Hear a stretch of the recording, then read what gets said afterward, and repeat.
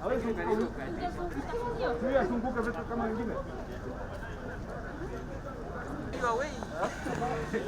friend, tutakuangana na leo.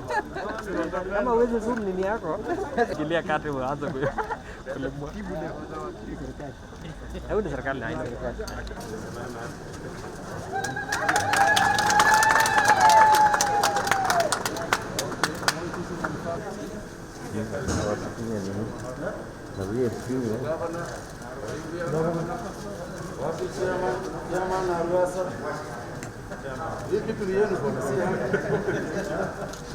It is now my pleasure to declare this oxygen plant officially open. Thank you.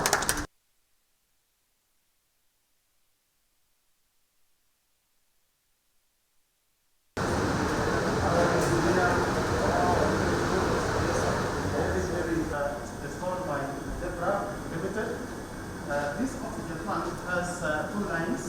Each line has a dryer and something small there. And then from there, we now set our air. That holds the air, that is clean, dry air, in readiness to be brought to this section here. This section is called the PSA, or zeolite, in this column and this column. This step we call zeolite for putting it in cylinders. So,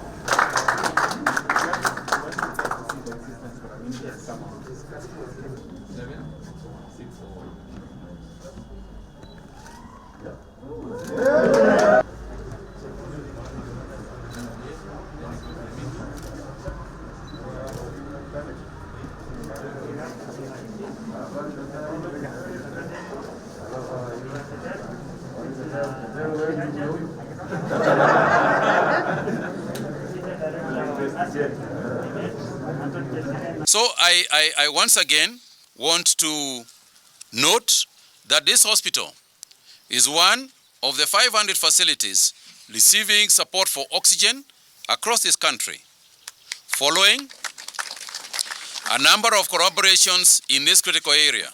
And some of our plans in this regard bring us the following commendable achievements. Mtrh, Eldoret, where we will be producing some 2,000 liters per minute of oxygen, which translates to approximately 3.5 to 4 tons of oxygen per day. This is the biggest standalone government facility producing this quantity of oxygen. And it would not have come at a better time.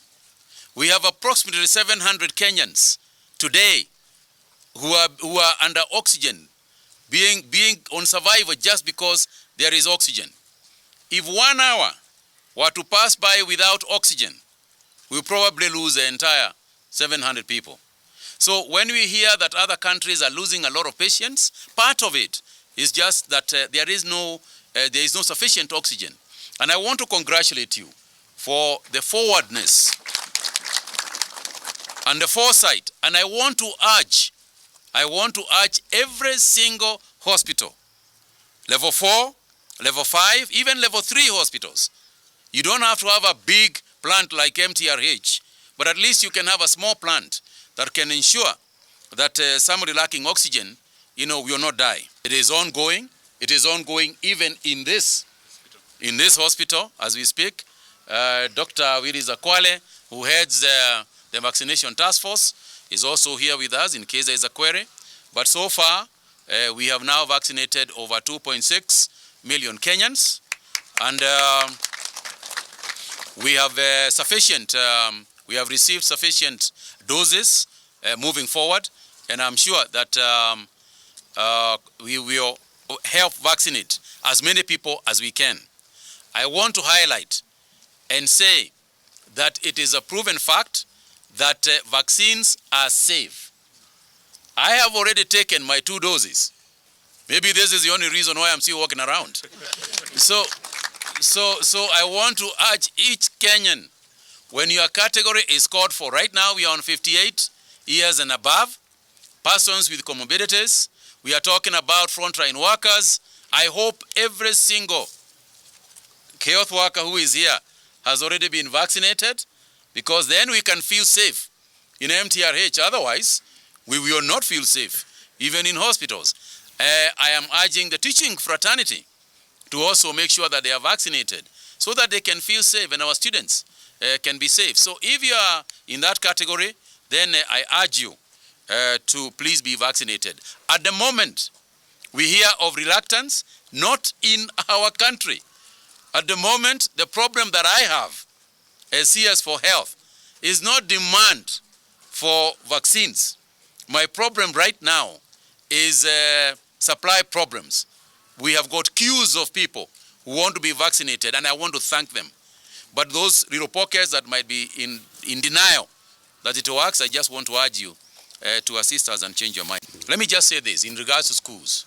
First, we have no evidence whatsoever to show that there is any reason to keep our schools closed so far.